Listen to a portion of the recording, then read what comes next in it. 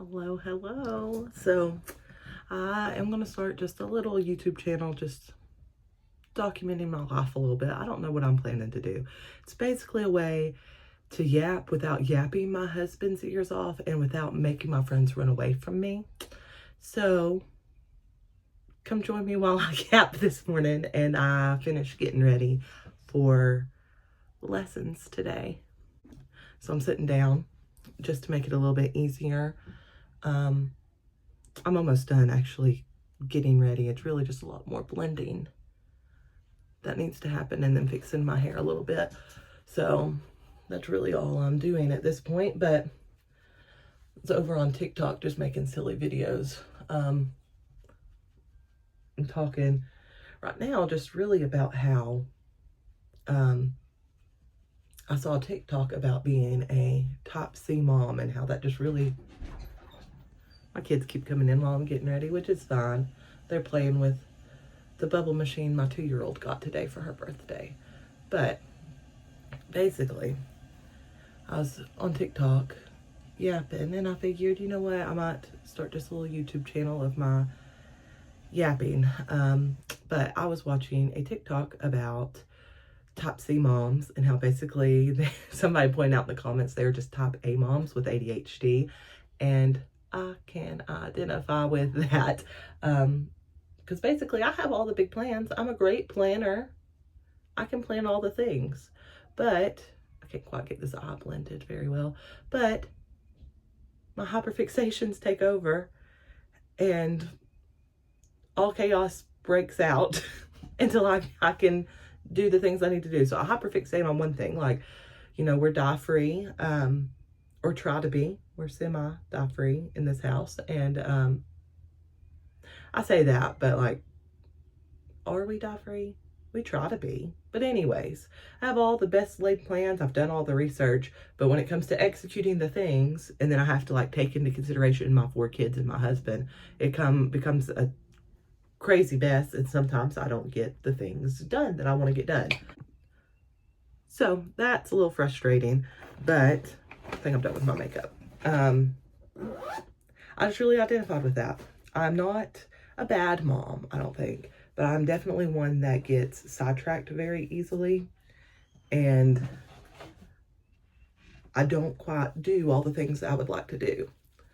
But anyways, one reason that, you know, I thought about doing this just a little YouTube channel is to help me with my top C mom-ness, and, you know, give me a creative outlet that this girl kind of suffered being up in that, a creative outlet, while also not necessarily super taken away from all the things that I need to do with my kids.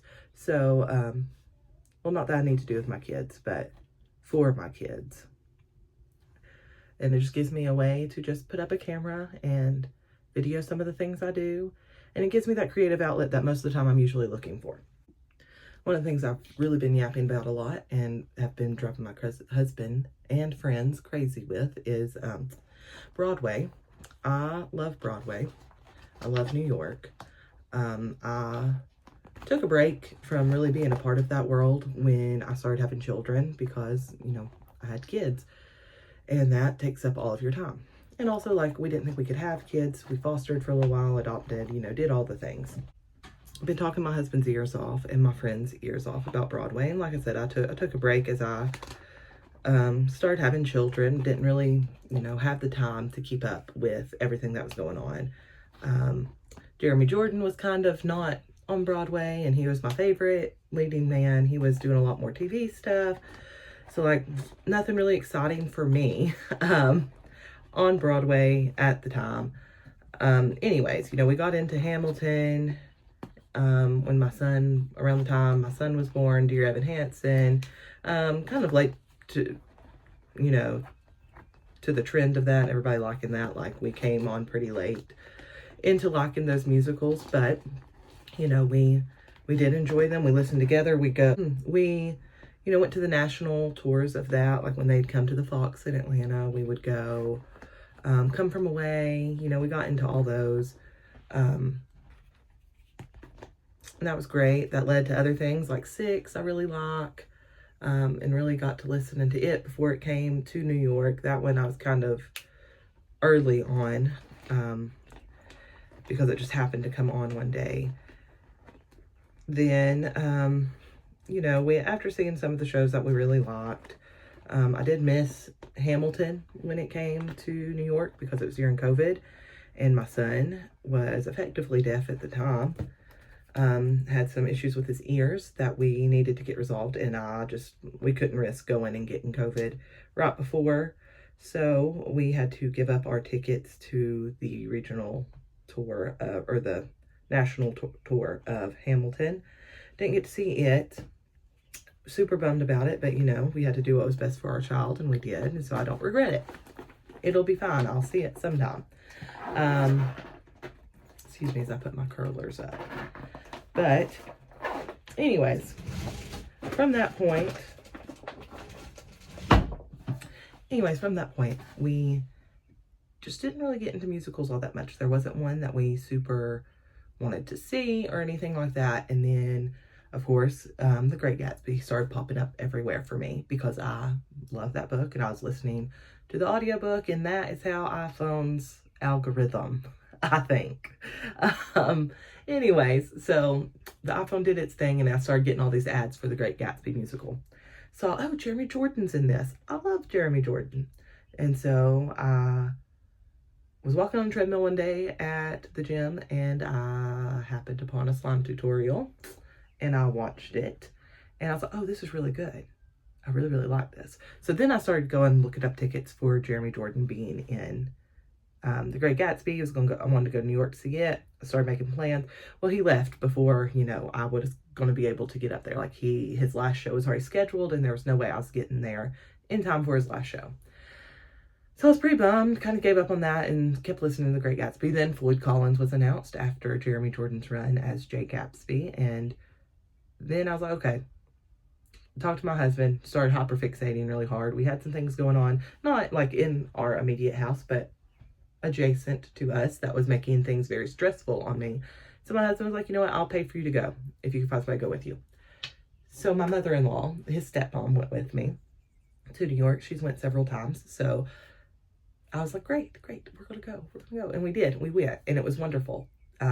They market The Great Gatsby musical as like bringing back Big Broadway, and that's what they did, because it is fabulous. It is fabulous. It's a wonderful piece of art that I love so much. The staging was wonderful, and the singing was wonderful. All the actors obviously were wonderful. We had a lot of alternates in. We had the alternate for Nick Carraway, and let me tell you, I think he might have been better than the original Nick Carraway.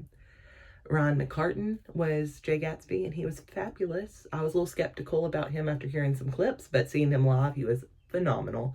Sarah Hyland, beautiful. It was beautiful. I do have some things about that musical that, like, that particular night, that I think just probably went wrong that night. It's not a huge deal, but, like, the only critique I really had was on My Green Light, which is the big number at the end of Act 1. Like, the orchestra just kind of overpowered the singer's vocals, and so that was really annoying, because that's a beautiful song, and you couldn't focus on that at all because just everything around them was just overwhelming. Now all the other numbers were wonderful. The Past is Catching Up to Me. That's the one that I saw a clip of Ryan singing, and I was not a fan. And hearing him do it live was just absolutely beautiful. It was so wonderful. And Beautiful Little Fool by Sarah Hyland. That's not even like my favorite song. I do like it, but it's not my favorite song. But she sang it so beautifully, and I loved it so much. And stage dooring, that was my first stage door experience. And I don't really do that, but my mother-in-law's like, this is a once-in-a-lifetime thing. We're going to do it and see, like, who you can meet. I was like, okay. So we went and stage doored at The Great Gatsby. And let me tell you, now granted, we are pretty late in the run. Like, you know, it's been out for a while. People have stage doored it. People have seen it if they want to see it. And we went during, like, a time where a lot of schools were visiting. So, like, there were a lot of kids. There was, like, at least 2 or 3 schools in the audience that night. So stage door was pretty thin. Like there's like maybe 2 rows. And that wasn't even all the way down. Like there was nobody behind me and I was up against the fence. But they were the nicest people to meet. All the principal roles came out and said hello and talked. Like Sarah Hyland had a full-on conversation with everybody. So did Rod McCartan. Like they were wonderful and they were so kind. And everybody around me, who most of them lived around New York, or they do a lot of Broadway-ing, they were like, this was the nicest stage door we've ever seen. Like, we've never been to a stage door that was this kind to the fans. So I thought that was wonderful. It was a wonderful first experience, stage dooring. And if they were all like that, I'd just be like, yes, this is something that we should do. I also went to Floyd Collins and saw Jeremy Jordan on that trip. And that was phenomenal. It was still in preview, so there's like still kinks to work out. Like there is one part where he is like attached to something to keep him from like falling, to catch him if he falls, and then as he propels down into the cave from up very high, he couldn't get that unhooked. And and Jeremy Jordan's always adorable when something like that happens. Like, you know, you can't help but he's just enduring, and he was during that too. And everybody's very gracious with a couple of the hiccups that went on. It was a beautiful show. The lighting and staging was just phenomenal. Like, I was blown away at all of that. Like the use of negative space and the use of the LED screen they had. Like, it was just phenomenal, beautiful, like 10 out of 10. Now, it's not a musical for everybody. It is like a very artsy piece, a very creative piece. It's a piece that makes you think. And I told my husband, I said, you know, you're watching Floyd slowly lose his mind while he's down in the cave. And it's almost set up in a way where you feel like you're also losing your mind a little bit, because like, what is happening? And it doesn't feel like all the pieces fit together, but I think that was intentional to make you feel like you were also like slowly not understanding what was going on around you. Or maybe I'm just dumb. Either of those could be it, really. But anyways, it was phenomenal. Jeremy Jordan was wonderful. We stage doored there. The people who came out were wonderful and so kind. Jeremy Jordan didn't come out, so I was pretty bummed. I wasn't pretty bummed. Like, I knew he probably wouldn't. But I wanted to stage door and see. Jeremy Jordan is a big part of our family life at this point. So, like, my kids love him, and it's adorable when you hear them say, Alexa, play The World Will Know by Jeremy Jordan. It is so cute. It is so cute. But, I knew that, like, it's not something he has to do. It's not something he's required to. It's not included in my ticket process for him to do that. It's just a kind thing for him to do. And it was exactly a week before opening, so I figured odds of him coming out and interacting with a bunch of people in the cold in New York was not going to happen. Anyways, it was phenomenal. Stage door or not, getting to hear Jeremy Jordan sing on stage and literally like right in front of you was just a wonderful experience that I will never be able to replicate. And it may never happen again, getting to see him live. So I was just grateful he was there. And then I got to hear him, and it was wonderful.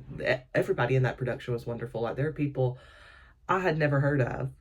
And there were some like new people who were like straight out of college on the stage who just blew me away. They were wonderful. It was a wonderful production, and you should go see it. But remember, it's not necessarily for everybody. It's now The Great Gatsby. That is one that I think everybody will enjoy. So go see that. It was wonderful. But I'm finished getting ready for my first piano lesson, and they will be here soon. I don't know exactly what this channel is going to be. Maybe just me yapping sometimes on Fridays when I'm getting ready for, maybe just yapping on Fridays when I'm getting ready for lessons. I don't know, might do some day in the life kind of content. I don't know. If you want to follow along with me, I'm also on TikTok at Katie Nix Young. And my husband and I have a little Instagram where we do like try new recipes, and he rates them. He tries wine, different kinds of wine, and he doesn't like alcohol, so that's always really fun to get his reaction to trying any kind of alcohol. And that's, I think, Adventures of John and Katie on Instagram. So you can follow along with just kind of the random stuff that I may or may not do. we'll see. Like I said at the beginning of this, I'm a top C mom. I'm a top C person. We'll see how the follow-up and the follow-through goes. But thank you for yapping with me as I put my curlers away and got ready for the day. And, you know, I hope you stick around and kind of see what it's about. I'd love to hear your thoughts on Top C Moms, or your thoughts on The Great Gatsby, the book or the musical. I love to talk about Jeremy Jordan with anybody because he is fabulous. And also Floyd Collins. I'd love to hear, you know, if you've seen it or if you have listened to it and what you think about all of it. So just leave me a comment down below if you made it this far, and say hello. Or give me some of your hot takes on Broadway, on Floyd Collins, on The Great Gatsby, on any of the things. But I'm looking forward to, you know, yapping somebody else's ears off and giving my husband and my friends a break. So thanks for listening.